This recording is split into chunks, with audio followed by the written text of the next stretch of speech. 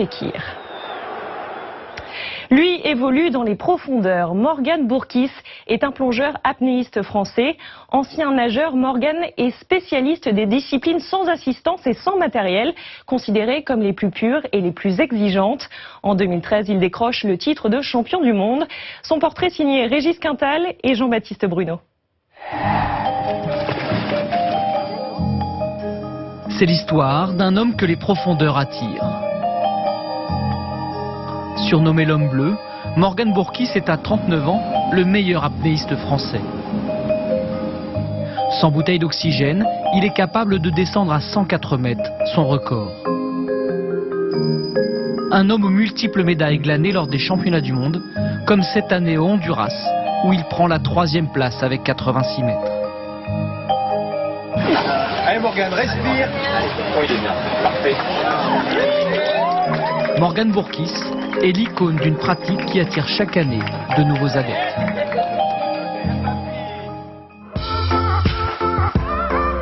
Marseille, il y a quelques jours. C'est dans cette ville, aux portes de la Méditerranée, qu'entre chaque compétition, Morgan vit et se prépare. Si la mer est son terrain de jeu préféré, une grande partie de son entraînement se déroule ici, au sein du prestigieux Cercle des nageurs de Marseille.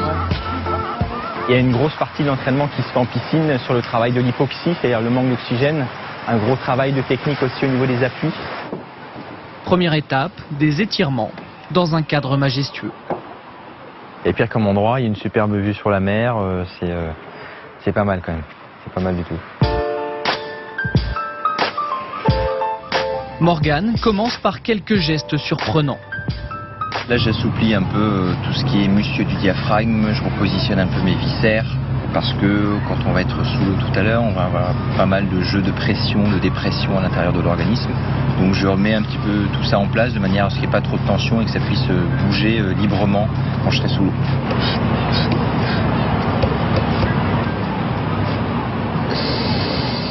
Au programme de Morgan ce matin, un enchaînement de longueurs en apnée. Le but, c'est d'habituer son corps à fonctionner sans oxygène. Je vais partir toutes les 2 minutes. C'est-à-dire que j'ai 2 minutes pour faire mon 50 mètres et récupérer là-bas et repartir.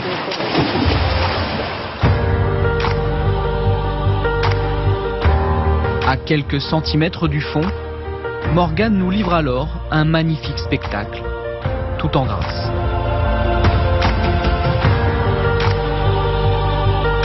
Ancien prof de sport, Morgan est professionnel depuis 3 ans seulement, même si être numéro 1 ne suffit pas pour vivre. On ne gagne pas d'argent quand on fait des compétitions, quand on est champion du monde, qu'on bat des records du monde. Moi, je gagne de l'argent aujourd'hui grâce à mon image et à mes titres, mais de manière indirecte. Nous ne sommes pas salariés d'un club comme un footballeur ou un rugbyman. Ça n'existe pas chez nous. Saint-Cyr-sur-Mer, le lendemain, nous sommes à 1 heure de Marseille. Pour le déroulé de la journée, on va commencer sur la théorie sur la compensation. Une fois par mois, l'athlète se transforme en maître de stage. Ils sont 8 à être venus de toute la France pour écouter les conseils du champion.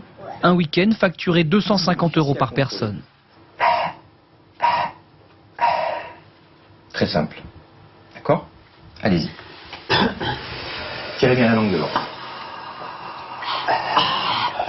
Chacun joue le jeu. Ces exercices ont pour but de les aider à mieux contrôler leur respiration, même s'il est parfois difficile de garder son sérieux. Ouais, c'est pas évident. C'est des nouvelles sensations. Détendus, nos stagiaires peuvent prendre le large. Ondine a découvert l'apnée il y a 2 ans. Plongée aux côtés de Morgan aujourd'hui est pour elle un privilège. L'apnée, c'est en train de monter. Je pense que ça va avoir une croissance exponentielle dans les 10-20 années à venir. Donc on ne pourra plus côtoyer des gens comme ça. Ils sont beaucoup plus difficiles d'accès. Donc il faut le faire maintenant. La séance pratique peut enfin débuter. Les élèves vont devoir toucher des marques successives à 10, 20 et 30 mètres de profondeur. Sous le contrôle attentif de Morgan, ici à droite.